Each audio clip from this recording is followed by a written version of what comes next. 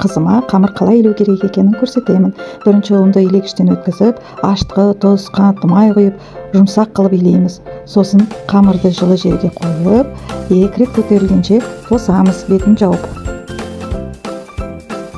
Енді қамырымыз көтерілгенше далаға мысқа тамақ беруге де үлгердік.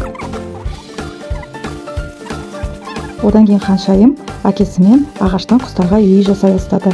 Оның ішіне жемін салып, ағашқа іліп қойды. Одан кейін үйге кіріп пирогымызды жасай бастадық. Пирогымызды жасар алдында қолымызды дұрыстап тұрып жақсылап жуып аламыз. Сосын сгущенка, жұмыртқа, қопсытқыш, ұнымызды салып жақсылап тұрып араластырамыз. Көбірек араластырамыз, пирогымыз жақсы көтерілу үшін.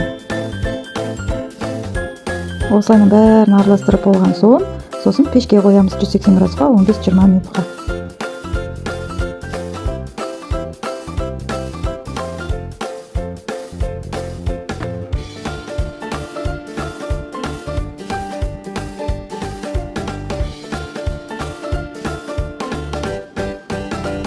Міне пирогымыз да дайын болды. Ханшайым пирогты әрлегенді өзі жақсы көреді. Шоколад пен сгущенка үйде бар нәрсемен әрлейді.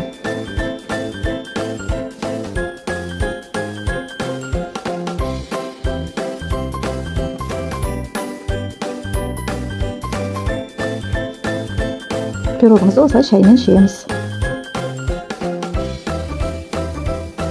Енді қамырымыздың көтерілуге уақыты келді. Қамырымыз жақсы көтерілді.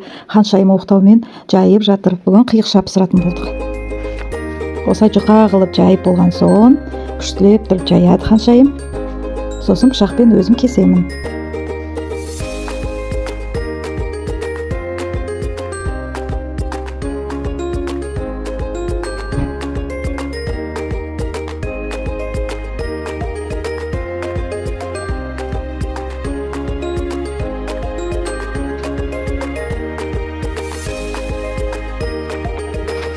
Пышақпен өзім кесіп отырмын. Өйткені қауіпсіздік ережелерін сақтаған жөн. Балаларға пышаққа, пешке, ыстық майға жолауға болмайды. Өйткені ыстық майға күйіп, пышақпен қолын кесіп алуы мүмкін. Сондықтан үлкендердің қадағалауынсыз осындай нәрселерді істеуге болмайды.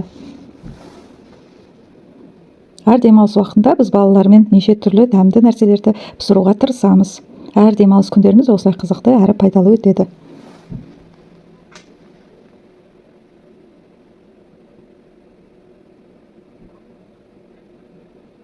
Міне қиықшамызды майға пісіріп, қуырып алдық.